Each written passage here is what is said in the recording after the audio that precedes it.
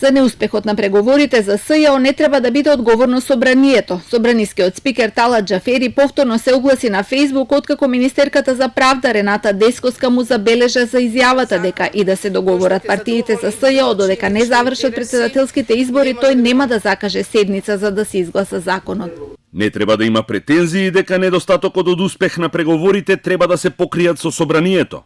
Преговарачките групи немаат обезбедено двотретинско мнозинство.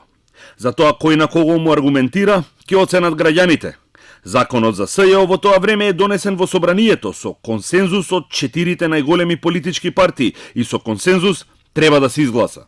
Џафери со ова ја прекина преписката со Дескоска по Фејсбук, додавајќи дека одсега комуникацијата меѓу нив ќе се води само по институционален пат и согласно собраниските процедури. Тие 2 дена се препукуваа откако таа јавно го повика доколку се постигне согласно за законот за СЈО во најскоро време да се гласа во собранието, а тој возврати дека собранието работи според деловник, а не по диктат, уште помалку според индивидуални претензии на министер кој да е тој. Министерката деновиве изјави дека правото кога ќе ја закаже седницата е негово и дискреционо, но изјавата делувала демотивирачки кај представниците од ВМРО ДПМНЕ, кои прашале зошто да брзаат со преговори кога спикерот и онака нема намера за време на предизборната кампања да закаже седница. Од опозицијската партија пак денеска изјавија дека таа е на потек да закаже нова рунда преговори.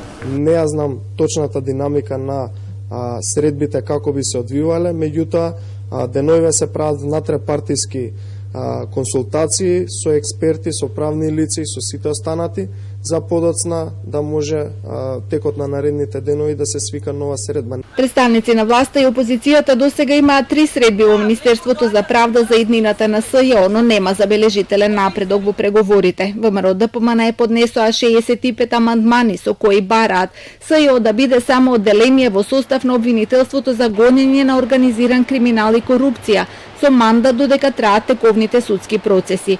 Инсистираат овие обвинители да бидат надлежни само за поднесените обвиненија заклучно со 30 јуни 2017 година. За нив е неоправдано и СЈО да има посебен буџет.